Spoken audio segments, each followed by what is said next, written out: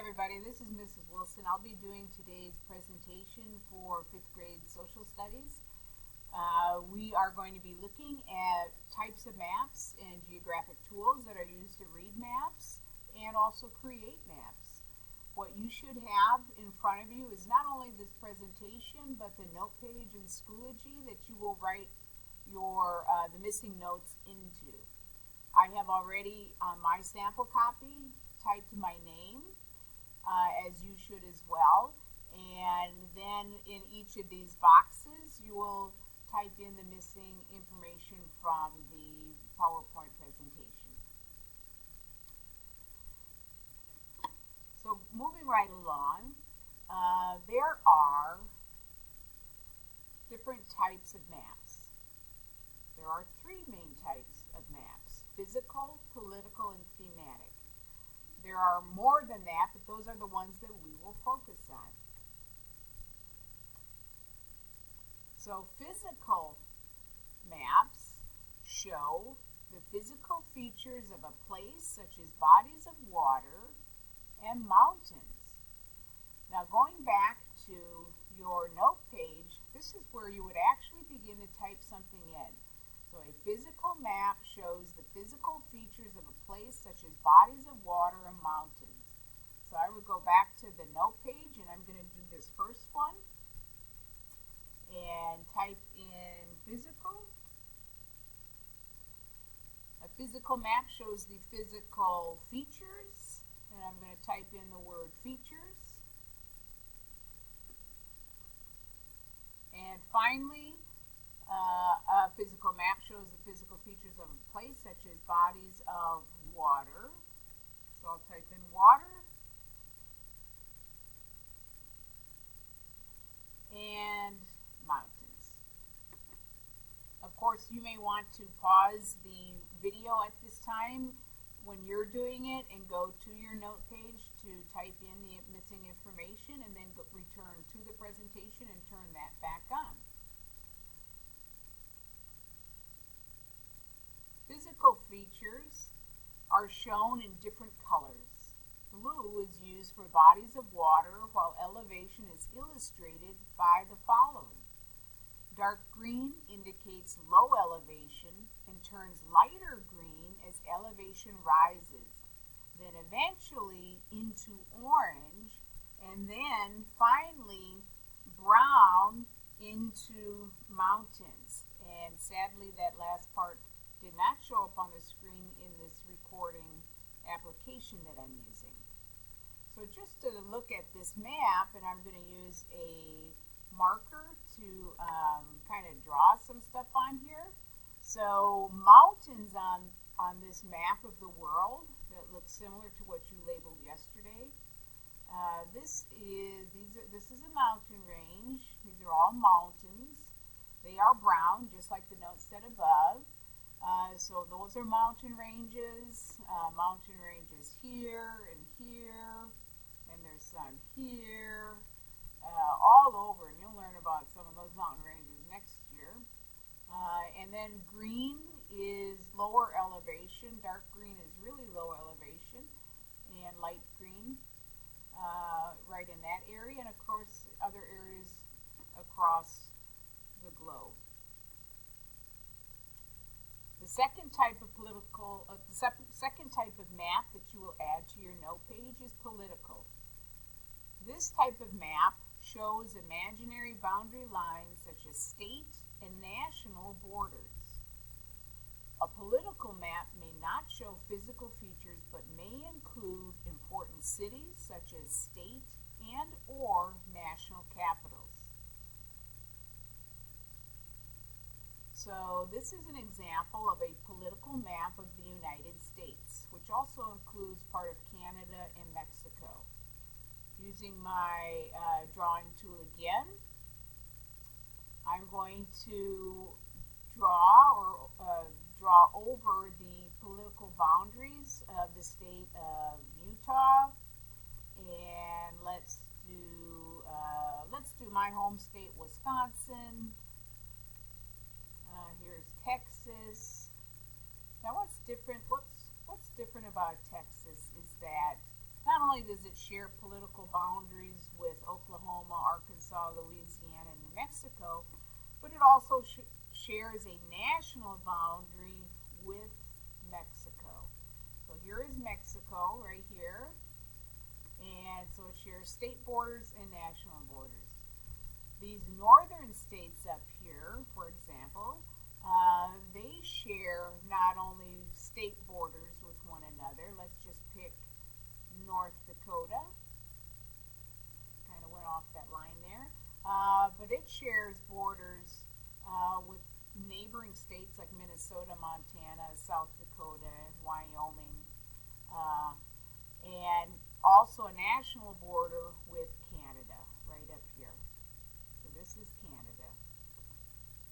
And that's an example of a political map. The third type of map that you would enter on your note page is thematic. A map which emphasizes a specific subject or theme. Thematic maps can illustrate how one area is different from another. For example, how much rain one area gets versus another, or how many people live in one area versus another. So a thematic map. Here's a good example.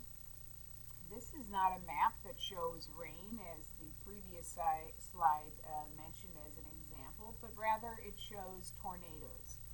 So this is an annual tornado report indicating which areas of the country receive the most tornadoes in 1 year.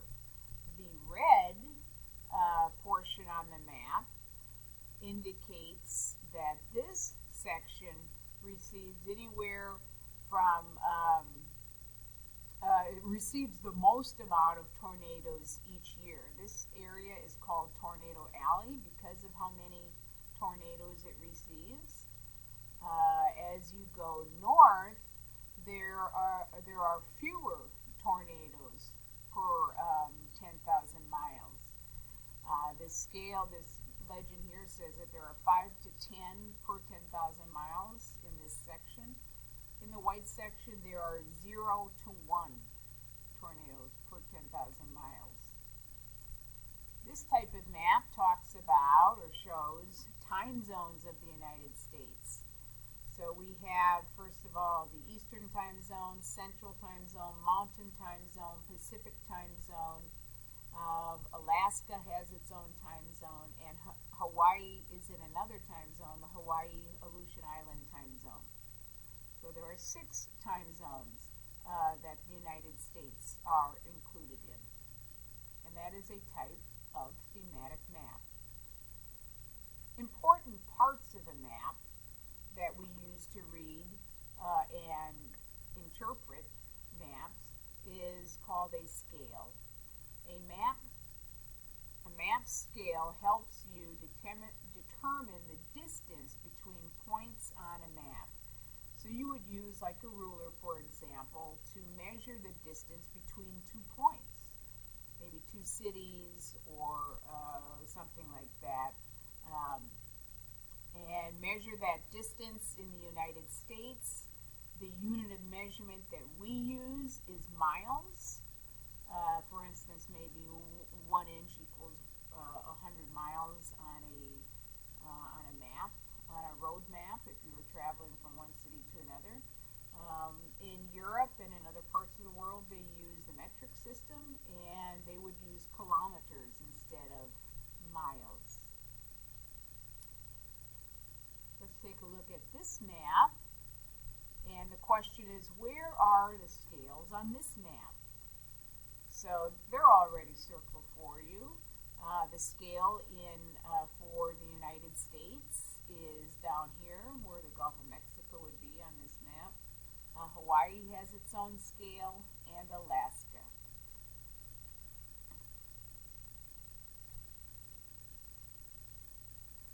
Another tool found on maps that help us to interpret what they mean is called a legend, also known as a key. A legend will explain to us or tell us what the various symbols in the box mean when you find them on a map. So on this population thematic map, you will see the legend says that any area on the map that is in red has over 5,000 people per square mile. If we look at the Houston area, that's red. That means that over 5,000 people per square mile live in the Houston area. If you're looking at my hometown in central Wisconsin, that's a pretty light color green. It's a very remote and kind of more of an city-like area, rural, and about 10 to 25 people per square mile live in my hometown area. Important parts of a map also include orientation of the compass rose. Orientation lets you know which way is north, south, east, and west on a map. A compass rose indicates orientation by showing which direction is north, south, east, and west. And here is our picture of a compass rose.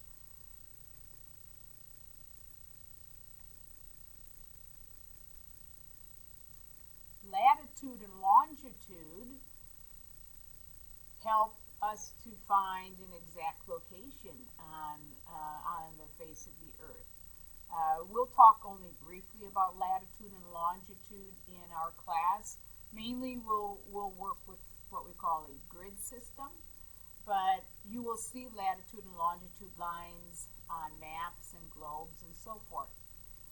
These are the horizontal and vertical lines you see on a map. So on your note page you would complete this. Latitude is horizontal and runs north and south. So on this globe right here, the latitude lines kind of circle the earth like a belt, like belts around the earth, and they travel north and south. Longitude circle the earth this way, long ways so to speak, and they intersect at the North Pole and the South Pole, and they travel east of the prime meridian and west of the prime meridian. If you were to use the latitude and longitude coordinates that are listed here, you would be able to find, they would show that that they are the exact or absolute location of the White House. So remember tadpoles. This is a mnemonic device that we'll use not to remember tadpoles, actual tadpoles, but rather to remember how to read and interpret maps. So T for tadpole, and this is where you would complete that section on your note page, stands for title. You look for a title somewhere on the map. How does it describe the map? It can also stand for type. What type of map is it? Physical, political, or thematic?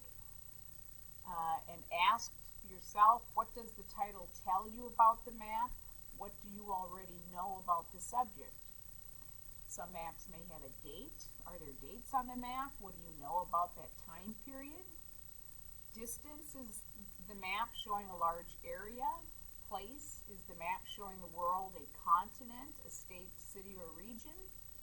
Orientation, which way is north on the map, is very compass rose. Legend or key, what does the legend show? Are there symbols? Equator, can you see the equator? Are there latitude and longitude lines that might help you?